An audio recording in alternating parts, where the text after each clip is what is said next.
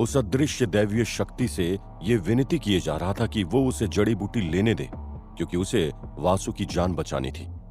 वो दैवीय शक्ति बार बार शांत हो जा रही थी, लेकिन जैसे ही अभिनव पारिजात के पेड़ की तरफ बढ़ता था, वो शक्ति फिर से अभिनव को रोक देती थी। एक बार फिर से अभिनव उस पेड़ की ओर बढ़ा तो आवाज आई, आखिर क्यों?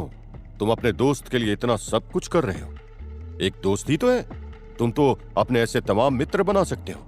आखिर अगर किसी की मौत लिख गई है तो तुम उसकी मौत का समय तो नहीं बदल दोगे ना? अभिनव के कदम फिर से रुक गए और उसने जवाब देते हुए कहा, क्योंकि वो एक ईमानदार लड़का है। उसने मेरे पिता को किया हुआ वादा पूरा करने के लिए अपने लक्ष्य को छोड़ दिया था। वो दिल का नेक इंसान है।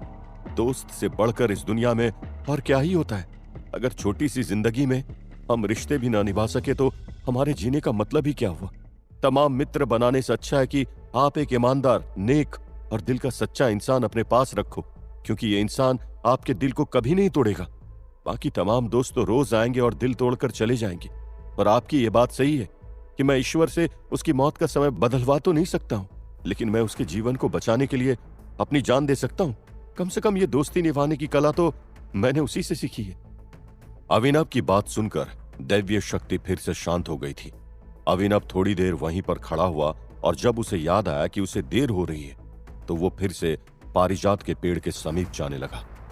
दैवीय शक्ति की आवाज फिर से आई, अगर तुम्हें इस पेड़ से जड़ी बूटी चाहिए तो तुम्हें मुझसे एक वादा करना होगा।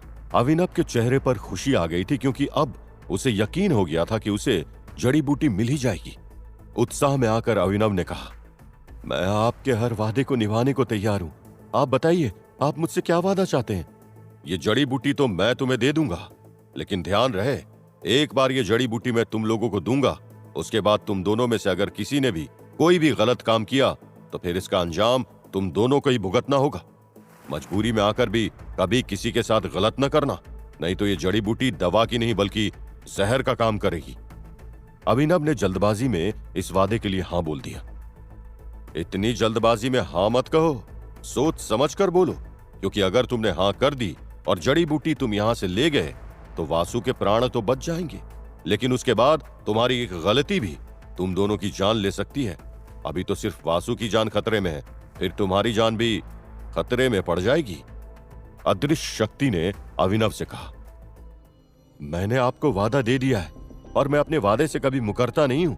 अगर मैं और वासु कभी भी किसी के साथ कुछ भी गलत करेंगे तो फिर आप हमारी जान ले लेना, लेकिन कम से कम अभी तो ये जड़ी बूटी दे दीजिए जिससे कि मैं वासु की जान बचा सकूं। अभिनव ने मुस्कुराते हुए कहा।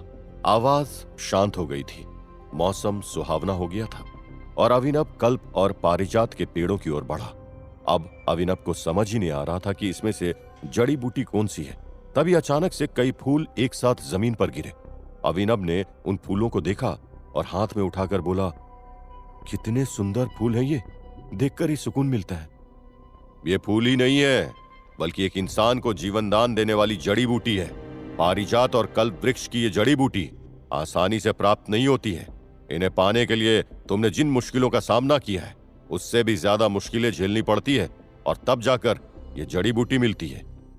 एक बार फिर से अदृश्य शक्ति की आवाज आई, मैंने तो इस जड़ी बूटी को पाने के लिए क्या कुछ नहीं किया है, आखिर इससे भी ज्यादा परीक्षा क्या हो सकती है? अभिनव ने अदृश्य शक्ति से कहा, तुम नेक काम के लिए आए हो।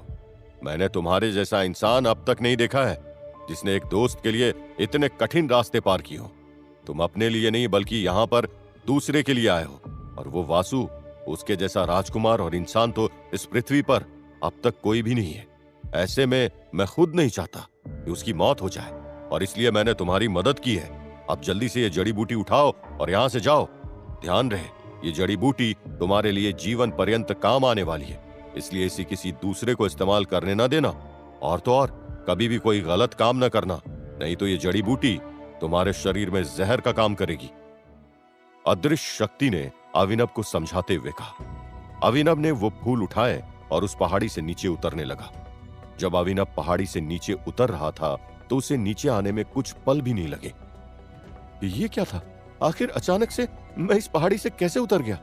अभिनव ने हैरान होते हुए खुद से कहा। अभिनव को लग रहा था कि ये कोई शक्ति ही थी जिसने उसे पल भर में बगैर तकलीफ के मलियागिरी पहाड़ी के नीचे उतार दिया था। तभी अभिनव ने देखा तो सूरज पश्चिम की तरफ बढ़ रहा था और अभिनव बोला, कुछ ही देर में सूरज अस्त हो जाएगा और उससे पहले मुझे ये जड़ी बूटी वैद्य जी को देनी होगी। अगर थोड़ी भी देर हुई तो वासु का इलाज नहीं हो पाएगा। मुझे जल्दी से यहां से भागना होगा। जल्दी जल्दी के चक्कर में अभिनव से उन दोनों सैनिकों का मृत शरीर उसी पहाड़ी पर छूट गया और उसे याद भी नहीं रहा कि उसे उन सैनिकों का अंतिम संस्कार करना चाहिए था। अभिनव ने उन दोनों सैनिकों को नजरअंदाज कर दिया था और इस कारण से दैवीय शक्ति को काफी गुस्सा आया, क्योंकि दैवीय शक्ति ने पहले ही कहा था कि मजबूरी में आकर या कभी भी किसी भी कारण से गलत काम न करना। लेकिन अभिनव से शुरुआत में ही एक गलत काम हो चुका था। इस बार जब अभिनव सुरंग में घुसा तो उसने कब सुरंग का रास्ता पार कर लिया उसे कुछ पता ही नहीं चला। उसे न ही कहीं खाई मिली और न ही कहीं कोई नदी का ठंडा पानी। जब वो सुरंग से बाहर निकला तब उसे उन सैनिकों की याद आई। अब मैं अंबिकासुर को क्या जवाब दूंगा? जल्दबाजी में मैंने तो उन सैनिकों की अंतिम क्रिया भी नहीं करी। मैं वासु और इस जड़ी बूटी के चक्कर में सब कुछ भूल गया, अभिनव ने मन ही मन में कहा। वो कुछ देर वहीं खड़ा होकर कुछ सोचता रहा और फिर बोला, अगर मैं वापस लौटकर उन लोगों का अंतिम संस्कार करने जाऊंगा तब तो मुझे रात हो जाएगी और फिर इतना सब कुछ करने का कोई नतीजा नहीं निकलेगा। अभिनव 2 कदम आगे बढ़ा और फिर खुद से बोला, अगर अंबिकासुर को यह पता चलेगा कि उसके सैनिकों की मृत्यु हो गई और मैं अब तक जिंदा हूं, तब तो वो मुझे दंड देने की कोशिश करेगा। उसने मुझे कैद कर लिया तो फिर? आधी बात बोलकर अभिनव चुप हो गया और पहाड़ी से नीचे उतरने का दूसरा रास्ता तलाशने लगा। वो अंबिकासुर के राज्य से होकर जाना नहीं चाहता था, इसलिए किसी तरह पहाड़ियों से होता हुआ अभिनव नीचे उतरने की कोशिश कर रहा था। लेकिन यह रास्ता इतना कठिन था कि यहां से उतरते वक्त अगर अभिनव ने सावधानी नहीं बरती तो वो सीधे नीचे गिर सकता था। उधर सूरज अस्त होने वाला था। कुछ गांव वाले आसमान की तरफ देख रहे थे तो कुछ उस रास्ते की ओर एकटक आंख लगाए हुए बैठे थे जिधर से अभिनव को आना था। तभी घोड़ों की आवाज फिर से सुनाई दी और गांव वालों के दिल की धड़कनें बढ़ने लगी। सुल्तान के 2 सैनिक और जुनैद घोड़े पर बैठकर गांव के चौक पर आ खड़े हो गए। गांव वाले बाहर आए और जुनैद का चेहरा देखकर हर किसी के चेहरे पर गुस्सा आ गया, क्योंकि जुनैद जब भी गांव वालों की दयनीय हालत देखता तो हंसता था। सुल्तान का पैगाम है, कल शाम तक या तो गांव छोड़कर चले जाओ, नहीं तो एक दास की तरह सुल्तान की शरण में आ जाओ, और अगर ऐसा नहीं किया तो सुल्तान उस लड़के वासु की तरह उस लड़की दमयंती को भी मार देंगे। जुनैद ने गांव वालों से कहा, तू जिस राह पर है और जो गुनाह कर रहा है उसकी सजा बहुत खतरनाक है। जुनैद अपनी जान सही सलामत चाहता है तो अभी भी वक्त है, उस लड़की को छोड़ दे। किसी भी पराई औरत को उसकी इच्छा का बगैर खुद के पास रखना यह गुनाह है और ऐसे गुनाह की सजा मौत से भी बदतर है। गांव के आदमी ने चिल्लाते हुए जुनैद से कहा, लेकिन जुनैद इस समय किसी की सुनने वाला नहीं था। उसे किसी का डर नहीं था। वो सुल्तान को ही अपना सब कुछ समझता था और उसे लगता था वो जो भी कर रहा था वो सब सही था। अगर तुम लोगों ने कल तक ये जमीन खाली नहीं करी और सुल्तान की शरण में नहीं आए तो कल शाम तक यहाँ पर कत्लेआम होगा और कोई भी इंसान इस गांव में नहीं बचेगा, जुनैद ने आंख दिखाते हुए कहा। इतना कहने के बाद अपने घोड़े पर सवार जुनैद वहां से चला गया और गांव वाले वासु के पास आ गए। तभी वैद्य जीवन सिंह ने अपना झोला उठाया और बोले, अब तो शाम हो ही गई है, सूरज भी ढलने ही वाला है। मुझे नहीं लगता वो लड़का अभिनव अब वापस आ पाएगा। कम से कम सूरज ढलने का इंतजार तो करिए वैद्य जी, मुझे यकीन है वो जरूर आएगा। आप बस थोड़ा सा इंतजार और कर लीजिए, एक गांव वाले ने जीवन सिंह से कहा। जीवन सिंह कुछ देर के लिए और ठहर गया। अभिनव पहाड़ियों से उतरता हुआ नीचे आ रहा था और उसके शरीर से काफी खून बह रहा था। उसका माथा फूट चुका था और उसके हाथ और पैर में भी काफी खरोंचें आ गई थी।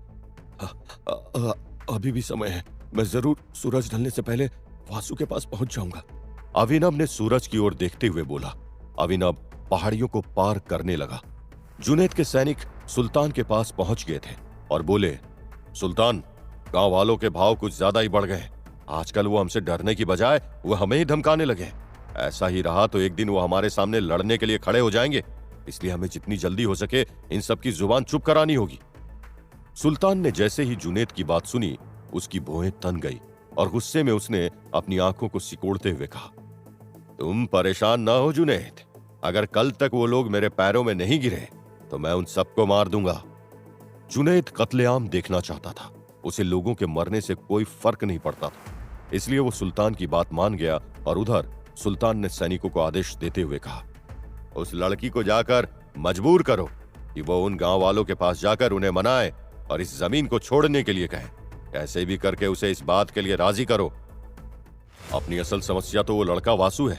अगर वो वासु जिंदा नहीं बचेगा तो गांव वालों की चोंच भी नहीं खुलेगी। जुनैद ने सुल्तान से कहा। सुल्तान कुछ देर सोचता रहा और फिर बोला, लेकिन अब तक तो वो मर गया होगा। हमने जो जहर उसे दिया था वो तो अब तक उसके पूरे शरीर में फैल चुका होगा। फिर हमें अब उससे क्या ही खतरा है। जुनैद कुछ भी नहीं बोला और सुल्तान ने हैरान होकर जुनैद से पूछा, तो क्या वासु जिंदा है? जुनैद ने सुल्तान की ओर देखा और बोला, फिलहाल वो जिंदा तो नहीं है, लेकिन वो गांव वाले उसे जिंदा करने की पूरी कोशिश कर रहे हैं।